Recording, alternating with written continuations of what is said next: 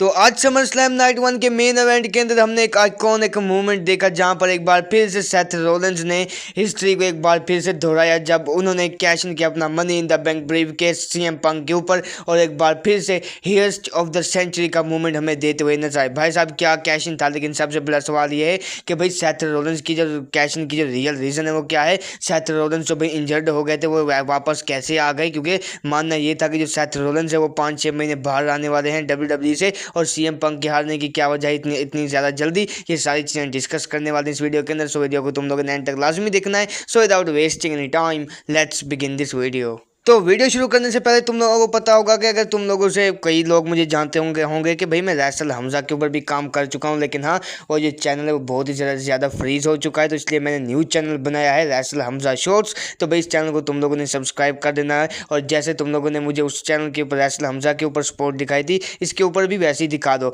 चलो अब बात करते हैं भाई सीएम पंक के हारने क्या वो रीज़न है कि भाई 5 मिनट की ही चैंपियनशिप रेन थी और भाई सेथ रोलिंस जो है वो इंजर्ड हो चुके थे, लेकिन लोगों का मानना ये था कि जो सेथ रोलिंस है वो अगले साल रिटर्न करते हुए नजर आएंगे। लेकिन भाई मैं तुम लोगों को बता दूं, जब सेथ रोलिंस जो इंजर्ड हुए थे ना भाई बैक सैटरडे नाइट से मेन इवेंट के ऊपर, भाई जिस तरह से रिएक्शन था क्राउड की तरफ से, जिस तरह से वो रिएक्शन दिया था सेथ रोलिंस ने, सबको यही लगा कि हाँ भाई ये जो इंजरी है ये रियल है। लेकिन out of nowhere Seth Rollins ने एक माइंड गेम खेला, और वो ये कि वो एक इंजरी फेक थी। इससे क्या होगा कि भाई लोगों का ध्यान ये जाएगा कि भाई जो सेथ रोलिंस है वो भाई कैश इन नहीं करने वाला अब आने वाले कुछ महीनों के अंदर, इसलिए भाई आउट ऑफ नोवेयर एक सरप्राइज दिया। जिन लोगों को पता है कि भाई सेथ रोलिंस ने पहले भी ये कैश इन कर चुके हैं history of the century WrestleMania 31 के अंदर, भाई अगर उस कैश इन को सेथ रोलिंस ने टॉप करना था तो फॉर श्योर एक बहुत बड़ा एंगल दिखाना था डब्ल्यूडब्ल्यूई को, एक one of the greatest work दिखाने थे उस कैश इन को टॉप करने के लिए,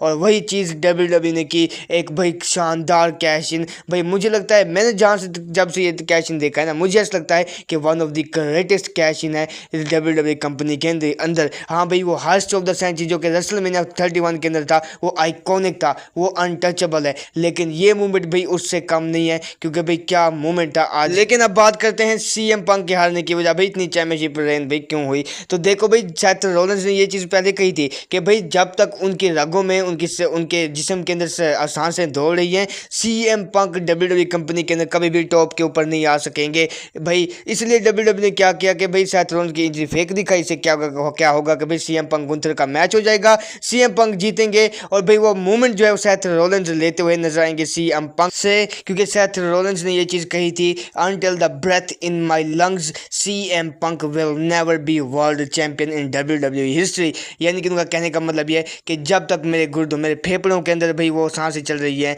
तो सीएम पंक कभी भी वर्ल्ड चैंपियन नहीं रहेगा, डब्ल्यूडब्ल्यूई कंपनी के अंदर कभी भी टॉप के ऊपर नहीं आ सकेगा। इसलिए डब्ल्यूडब्ल्यूई ने सीएम पंक को भी वो भाई मूवमेंट दे दिया चैंपियन बनाकर, और ऊपर से सेथ रोलिंस ने भी अपनी चीज़ को प्रूव करके दिखाया है कि जब तक वो हैं, चाहे वो इंजर्ड हैं, जो कुछ भी हो, लेकिन वो सीएम पंक को टॉप के ऊपर नहीं आने देंगे। और मुझे लगता है कि क्लैश इन पैलेस के अंदर भी यही फ्यूड होने वाली है, सेथ और सीएम पंक का मैच होने वाला है। लेकिन तुम लोग अकॉर्डिंग क्या कुछ चीज़ें हो सकती हैं, तुम लोग अपना ओपिनियन शेयर करना कमेंट सेक्शन के अंदर। मिलता हूँ आकर नेक्स्ट वीडियो के अंदर, अपना बहुत सारा ख्याल रखना। Till then bye bye, take care.